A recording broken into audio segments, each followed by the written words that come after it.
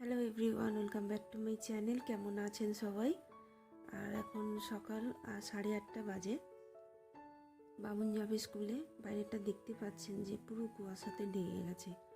আর আমাকে তো ঠান্ডা লাগছে, তাই সেই জন্য আমি আগে উঠে পড়ি। নিজে একটু চাটা খাইনি, এখনও খাবো। তার আগে আমি এখানে ভাত আর তরকারি বসিয়েছি। আর বাবুনকে ওকে দাঁত মাজিয়ে ছোলা আর বাদাম খাইয়ে ও সামনের ঘরে পড়তে বসেছে। আর এখানে আমাকে এত ঠান্ডা লাগছে, আমি চাদরটা নিয়ে কাজও করতে পারছি না। সোয়েটারটা পরলে কাজটা করলে ভালো হতো। একটা কাজ আছে, এখানে আগের দিন আমি লাউয়ের তরকারি করেছিলাম। ওই লাউগুলোকে একটু তুলে রেখে দিয়েছিলাম ফ্রিজে, যাতে ডালের সাথে দেবো, দিলে বাবুন খেয়ে যাবে। এমনিতে বাবুন যখন স্কুলে যায় তখন কিন্তু মানে ডাল আর ভাত ছাড়া বেশি কিছু খেতে পারে না। এখন একটা দুটো করে মাছের তরকারি রান্না করে দিই, কিন্তু কি জানেন, বাচ্চারা না একদম সবজি খেতে পারে না, কারণ ঘরেই তো থাকে না। হ্যাঁ, অনেক সকালে উঠলে হয়তো রান্নাবান্না অনেক রকমের হয়েই যায়, কিন্তু ঠান্ডা হয়ে যাবে। এদিকে ওনারা মানে আমার ঘরের সবাই একটু দেরি করেই খাবেন, তো আমি একটা দুটো তরকারি করে দিই। আর আজকে এই যে লাউয়ের তরকারি বসিয়েছি।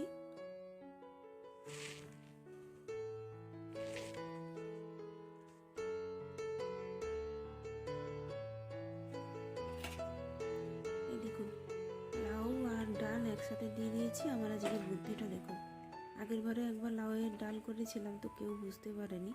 আর আজকে আমি কি করেছি, একটা ঘটিতে, মানে যেই ঘটিটাতে, ঘটি নয়, জাস্ট একটা সসপ্যানেরই মতো ওটা, তো ওতে ডালটা সিদ্ধ করতে বসাই আমি সবসময়ের জন্য। ওখানে কি করেছি, লাউ আর ডাল একসাথেই আমি দিয়ে দিয়েছি। এবারে না ডাল সিদ্ধ হবে ঠিক মতো, না লাউ। জানি না আজকে লাউয়ের দশা আর ডালের দশা কি হবে। এখানে একটা কোনো রকম সবজি তরকারি বসিয়েছি। বাইরেটা দেখতে পাচ্ছেন পুরো কুয়াশায় ঢাকা, আর এক ফোঁটাও রোদ নেই। যদি বেলার দিকে একটু ঠান্ডা হয়, ফাঁকা হয়। আর এই যে লাউয়ের অবস্থা কেমন দেখুন, কালো হয়ে গেছে কেন বুঝতে পারছি না। এখানে হালকা হলুদ লাগছে, কিন্তু ডালগুলো দেখুন সেদ্ধ হতে চাইছে না। অনেকক্ষণ ধরে বসিয়ে রেখেছি, কিন্তু চলুন ডাল হোক, এদিকে সবজি তরকারিটা হোক, ওদিকে আমি একটু চা খাই। চাটা করে নিয়েছি। আর এখানে এই যে একটা পালং শাকের তরকারি বসিয়েছি, যাতে বাবুন একটু শাকটা খেয়ে যেতে পারে। এটা পালং শাকের তরকারিটা হয়ে যাক, তারপর বাবুনকে বের করাবো। স্নান করাবো না, ওকে আজকে গাটা মুছিয়ে দেবো। আর গাটা না মুছিয়ে দিলে না, এইভাবে যদি কুয়াশার মধ্যে ওকে স্নান করাই, ওর কিন্তু ভীষণ ঠান্ডা লেগে যাবে। ওই জন্য আজকে আর বেশি কিছু করবো না, গা হাত পাটা ওকে মুছিয়ে দেবো। তো চলুন, আপনারা ব্লগটার সাথে থাকবেন।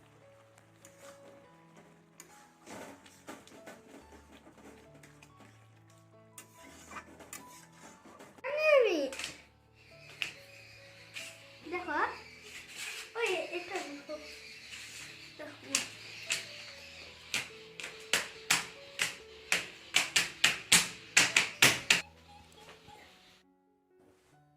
আমি आई आज के टोपी पहन के नहीं जाऊंगा बाबा। माने की बोलो,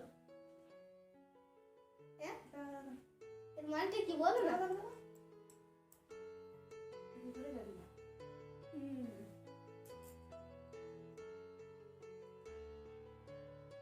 এটা মোটু লাগছে,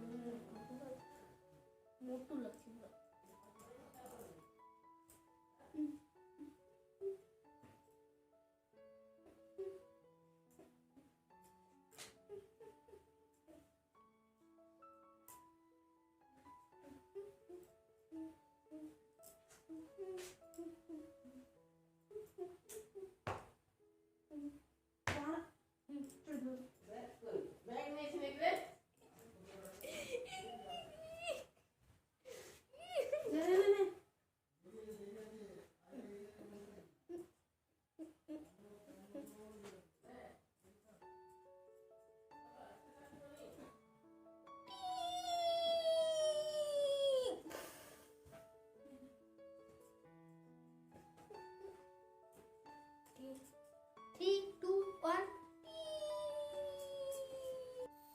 বাবুনকে স্কুলে পাঠিয়ে দিয়েছি, তো হালকা হালকা রোদ বেরিয়েছে বলে আমি ঘরের সামনে সিঁড়িটাতে বসে আছি। তারপর আমার কিছু মানে উইন্টারের কালেকশান মানে বুক করেছিলাম, ওগুলো অনলাইন থেকে। তো এক্ষুনি দিয়ে গেল যে পার্সেলটা আর কি। তো এখানে বসে দেখছি যে জিনিসগুলো আমার ঠিক ঠিক এসেছে কিনা। দাঁড়ান এক এক করে আপনাদের দেখাচ্ছি। মাকে ডাকি, মা সামনেই বসে আছেন। বলছি তুমি একটু এদিকে এসো, একটু বের করে এগুলো দেখাও কেমন কি হয়েছে। তো অনেকগুলোই আছে, 4-5খানা মতোই আছে। ঠান্ডা তো প্রায় শেষের দিকেই, তবুও আর এখন পড়তে পারবো না, হয়তো কোথাও যাওয়ার প্ল্যান নেই তেমন। তবুও দেখি জিনিসগুলো, অনেক দিন থেকেই বুক করা ছিলাম না বলে বাড়িতে আনা হয়নি আর। না, দেখাচ্ছি একটু, মাকে ডাকি।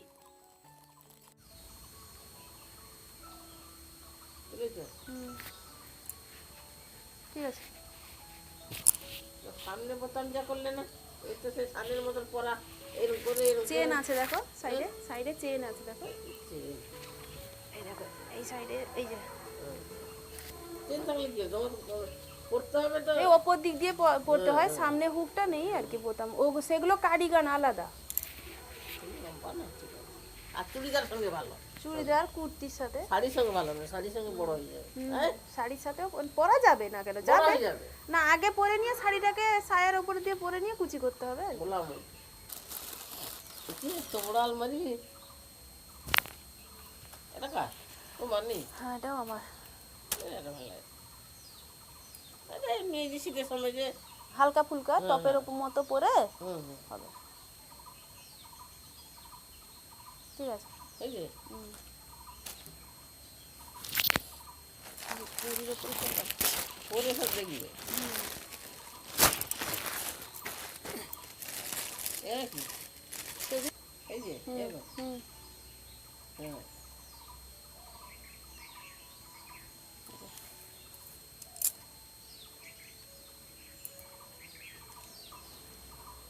কি গো, এটা টপ। আসছে কি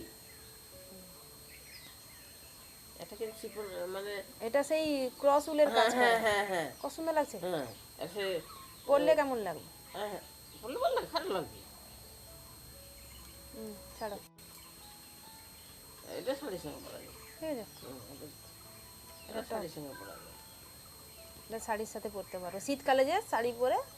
আপনারা সবাই দেখেছিলেন যে আমাদের ঘরের সামনে কেমন জঙ্গল ছিল, সেই জঙ্গলটা ঘরে এসে দেখি যে পরিষ্কার করেছেন।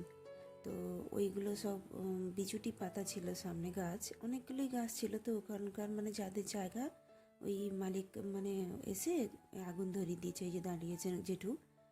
আর এখন বাজে 2:30, মানে 3:35, সরি 2:35 মতো বাজে। বাবুন আসবে 3:15-20 দিকে।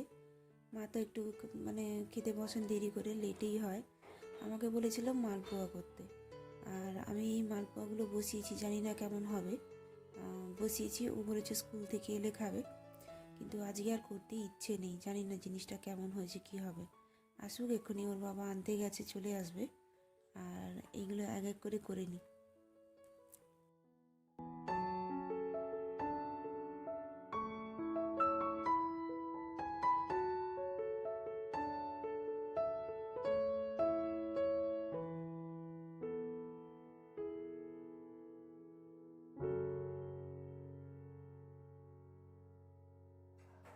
ওইবেলা বাবুন চলে এসেছিলো ঠিক টাইমে, ওর বাবা নিয়ে এসেছিলো, তারপর ওকে খেতে দিয়ে আর আমি নিজে একটু রেস্ট নিতে চলে গিয়েছিলাম। তারপর রেস্ট নিয়ে আজকে একটা রাত তো যাইনি, কাল থেকে যাব। তারপরে রেস্ট নিতে গেছিলাম, সন্ধ্যাবেলা উঠে বাবুন পড়তে বসেছে, ওকে খাবার ম্যাগি করে দিয়ে দিয়েছি। আর আমি এখানে রুটি করছি, কারণ আমাদের রোজ রাতেই রুটি হয়। আর এখন প্রায় তো সবার প্রত্যেকের ঘরে শীতকালে তো রুটি হচ্ছেই। তারপর এই যে দুধটাও গরম বসিয়ে দিয়েছি, আর এখানে রুটিগুলোও আস্তে আস্তে করে নেব। তারপর কিছু কাজ আছে আমার নিজের পার্সোনাল, মানে রুমের মধ্যে এই ব্লাউজটা করার আছে আমার, ওগুলো বসে বসে করবো। যখন চা খাবো, টিভি দেখবো, তখন বসে বসে করব। আর চাদরটা গায়ে দিয়েছিলাম, চাদরটা ওখানে খুলে রেখে দিয়েছি, কারণ চাদর নিয়ে না আমি কাজ করতে পারছি না। সামনে একটা জানলা খোলাই আছে, আর কটা রুটি বাকি আছে করবো। তারপরে একটু চা খাবো, সবার চা খাওয়া শেষ, আমি চা খাই একটু দেরি করে, কারণ চাটা মানে লাস্টে খেলে কি জানেন তো, মানে মাথার মধ্যে একটা চাপ কমে যায় যে আমার সব রাতে রান্না হয়ে গেছে, সব কাজ শেষ, তখন চা খাবো, বসবো, মানে আমার আর কোনো কাজ নেই। তো ওই কারণে চাটা রুটি করার পরেই খাই আমি প্রত্যেক দিন। তো চলুন, আজকের ভিডিওটা কেমন লাগলো অবশ্যই জানাবেন। ভিডিওটা তাহলে এখানেই শেষ করছি। যদি ভালো লেগে থাকে সাবস্ক্রাইব করে পাশে থাকবেন প্লিজ। আর যারা নতুন আমার ভিডিও দেখছেন ওনারাও সাবস্ক্রাইব করে পাশে থাকবেন। নিজেরা খুব ভালো থাকবেন। নিজের খেয়াল নিজেকেই রাখতে হবে, তো নিজের খেয়ালটা নিজেরাই রাখবেন। দেখা হচ্ছে পরের ব্লগে। ততক্ষণে টাটা, সবাই খুব ভালো থাকবেন।